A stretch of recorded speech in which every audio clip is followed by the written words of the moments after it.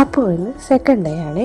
ഇന്ന് കുറച്ച് ലേറ്റായിട്ടാണ് കേട്ടോ എണീറ്റത്. അപ്പോൾ ഉച്ചയ്ക്ക് ഫുഡൊക്കെ കഴിച്ചിട്ട് ഞങ്ങൾ ഒന്ന് കറങ്ങാൻ വേണ്ടി പുറത്തോട്ട് ഇറങ്ങി കേട്ടോ.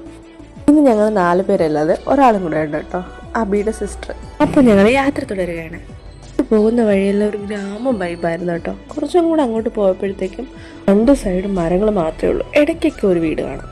ഞങ്ങൾ പക്ഷേ ഇത്രയും ട്രാവൽ ചെയ്തെങ്കിലും എത്തിപ്പെട്ട സ്ഥലം അടിപൊളിയായിരുന്നു കേട്ടോ. അൽക്കേഷ്യ മരങ്ങളിങ്ങനെ ഒരേ അളവിൽ വളർന്ന് അടിപൊളിയായിട്ട് 2 സൈഡിൽ ഇങ്ങനെ നിൽപ്പുണ്ട് കേട്ടോ. അവിടെ എത്തിയപ്പോൾ ഒരു വാഗമൺ വൈബായിരുന്നു കേട്ടോ. അവിടുന്ന് കുറച്ച് ഫോട്ടോസും വീഡിയോസൊക്കെ എടുത്ത് കുറച്ച് നേരം അവിടെ ചില്ല് ചെയ്തിരുന്നു കേട്ടോ. വിത്തുമ്പോൾ ഭയങ്കര ഹാപ്പിയായിരുന്നു കേട്ടോ.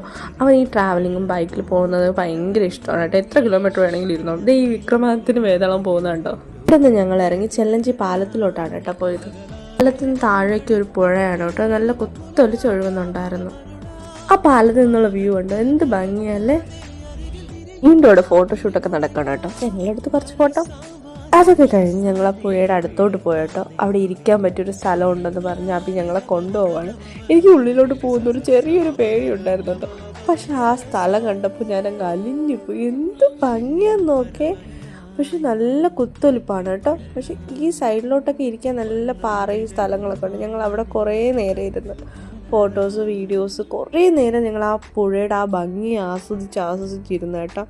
കുഞ്ഞിലേക്ക് അമ്മയുടെ നാട്ടിൽ പോകുമ്പോൾ അവിടുത്തെ ആറിൽ കളിച്ചിട്ടുള്ളതല്ലാതെ അതിനുശേഷം ഇവിടെയാണ് കേട്ടോ വരുന്നത്. ഇവിടെ ഞങ്ങൾ കുളിക്കാമെന്നൊക്കെ പറഞ്ഞ് സെറ്റ് ചെയ്താണ് കേട്ടോ വന്നത്. പക്ഷേ ഇവിടുത്തെ വെള്ളം കണ്ടപ്പോൾ ഞങ്ങൾക്ക് നല്ല പേടിയുണ്ടായിരുന്നു. കാരണം അത്രയ്ക്ക് നല്ല കുത്തൊലിപ്പുണ്ട്. ഞങ്ങൾ ആ പാറയിൽ മാത്രം ഇരുന്ന് കാഴ്ചകളൊക്കെ കണ്ടങ്ങനെ ഇരുന്ന് കേട്ടോ. ഇപ്പോൾ വിച്ചുവിൻ്റെ കാര്യത്തിൽ എനിക്ക് നല്ല പേടിയുണ്ടായിരുന്നു കേട്ടോ. കാരണം അവന് ഈ വെള്ളം കാണുമ്പോൾ അവന് വെള്ളത്തിലിറങ്ങാൻ ഭയങ്കര വാശിയാണ് കേട്ടോ. പക്ഷെ എന്തോ ഭാഗ്യത്തിന് അവൻ ഇരുത്തിയ സ്ഥലത്ത് തന്നെ പാറക്കെട്ടിനിടയിൽ കുറച്ച് വെള്ളം ഉണ്ടായിരുന്നു. അവൻ ആ വെള്ളത്തിൽ കളിച്ചിരുന്നു. ഞങ്ങൾക്ക് ഒരു ശല്യമോ ഉണ്ടാക്കിയില്ല. ഞങ്ങൾക്ക് നല്ലപോലെ എൻജോയ് ചെയ്യാനും പറ്റി. പാവം എൻ്റെ കുഞ്ഞ്. പിന്നെ അടുത്ത് ഫോട്ടോഷൂട്ടാണ് കേട്ടോ. അവിടെ ഒരു ആർട്ടിഫിഷ്യൽ റെയിനാണ് കേട്ടോ ഞാൻ സെറ്റ് ചെയ്തുകൊണ്ടിരിക്കുന്നത്. അങ്ങനെ അബി വെച്ച് ഫോട്ടോ എടുത്ത് കഴിഞ്ഞാൽ ഞങ്ങൾ കയറി ഫോട്ടോ എടുക്കാം. അങ്ങനെ ഞങ്ങൾ കുറച്ച് ഫോട്ടോസും വീഡിയോസൊക്കെ എടുത്ത് കോമഡി ആയിരുന്നു കേട്ടോ ഫോട്ടോ എടുക്കാനായിട്ട്. അത് കഴിഞ്ഞ് ഞങ്ങൾ 3 പേര് ഇരുന്നു കേട്ടോ. ഈ ആർട്ടിഫിഷ്യൽ റെയിൻ സെറ്റ് ചെയ്യുന്നത് എൻ്റെ സ്വന്തം ഹസ്ബൻഡാണ് കേട്ടോ. ഞങ്ങളെ കുളിപ്പിച്ചൊരു പരുവാക്കി. ഈ പുഴയുടെ ഭംഗിയുണ്ട്, ഇവിടെ നിന്ന് പോരാനെങ്കിൽ തോന്നിയില്ല. എന്നാലും ഞങ്ങൾ അവിടെ നിന്ന് ഇറങ്ങി. വീട്ടിൽ വന്ന് കുളിച്ച് ഫ്രഷ് ആയതിനു ശേഷം അബിയുടെ കണക്കായിട്ട് ഒരു ലിവർ റോസ്റ്റ് ഉണ്ടായിരുന്നു കേട്ടോ. നല്ല ടേസ്റ്റ് ഉണ്ടായിരുന്നു. ഞങ്ങൾ എല്ലാവരും കഴിച്ചു.